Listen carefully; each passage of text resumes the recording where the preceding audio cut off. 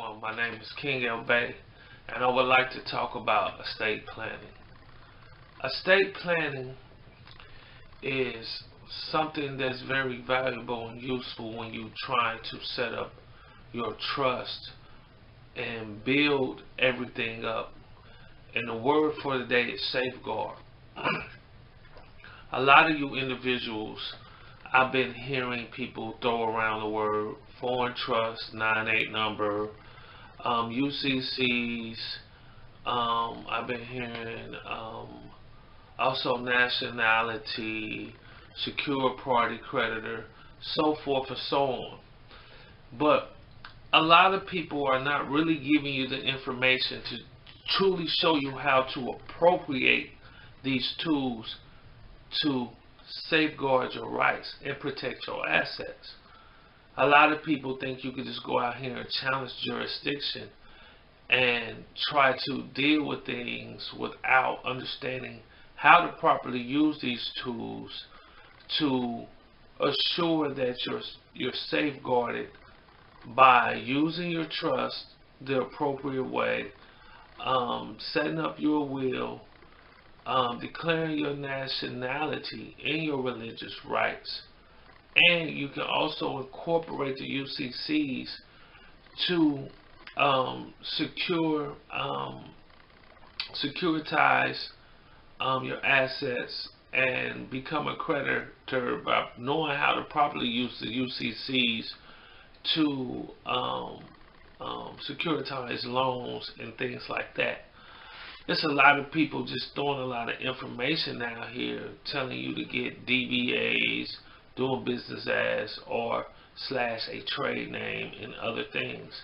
Well, today you're going to get some measurable information from Keng El Bey. So, what I first want to talk about is your trust. A lot of people think, okay, filing your trust, you file it on a state level, or your county level. It's a lot of things you don't do. And they're giving you information, and they're not giving you the sources of where the information come from. A lot of y'all are just not reading. You're not reading your state statutes. You're not following and going through the process because you're not reading. So you cannot appropriate it in such a way and learn how to safeguard.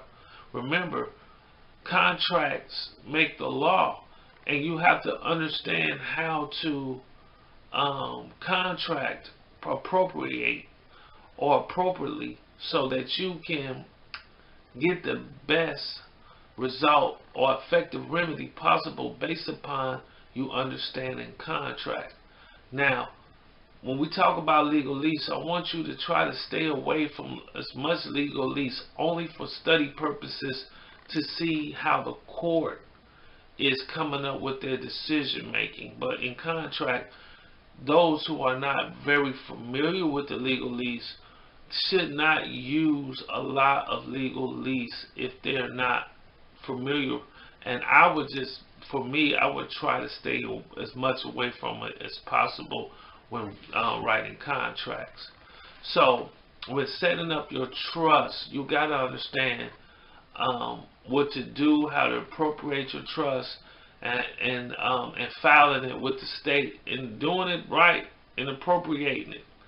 The next thing I want to talk about is a will. A will is actually your estate. The trust handles the affairs of the estate.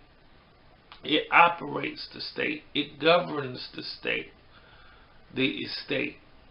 So it's a lot of things that you have to put in your will.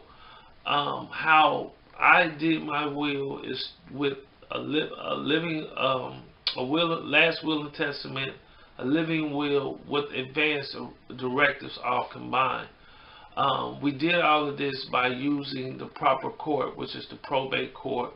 There's a lot of stuff I did to change my status that we're still developing for us, changing the status, correcting your birth, and all of that. There's a lot of steps that come in place, and a lot of people are just not giving you that. UCCs do not, I repeat, do not change your status. We live in a multi-status society. Like, for example, driver's license is a status. Being married is a status. Having your CDLs is a status. Being African American is a status. Being white is a status. All of those are just different statuses in our society. Status determines is based upon the contractual relationship. So a lot of you guys is not coming up, or not being really properly given the tools that you need to set up your estate planning. Everything is now, the term that we're using is estate planning. If you really want your nationality protected, you really want your assets, yourself protected, this is really called estate planning. This is all incorporated into your estate planning, in which you can now appropriate these things the right way, incorporating your nationality, your religious beliefs, and all the other factors that will help safeguard your rights and your assets. So I just wanted to talk about this so a lot of people can understand this information, so they can better utilize this information and be able to appropriate this information the right way. Just because it's just a lot of information out there. A lot of people are telling you to do all these things, but they're not really showing you how to appropriate these and incorporate all of this into your estate planning, so that you can be safeguarded, your rights and your assets, and you can be protected. The one thing I like about estate planning, that if you're having issues with child support, you're having issues with other things, you're talking about right to travel and all of this stuff. These things that if you really know how to do this, you can do this all in your estate planning, and do it the right way, where you can have these safeguards, and when you won't be having too many issues with the court, because you'll be getting this stuff through the court, where it'll be you can put it on public notice.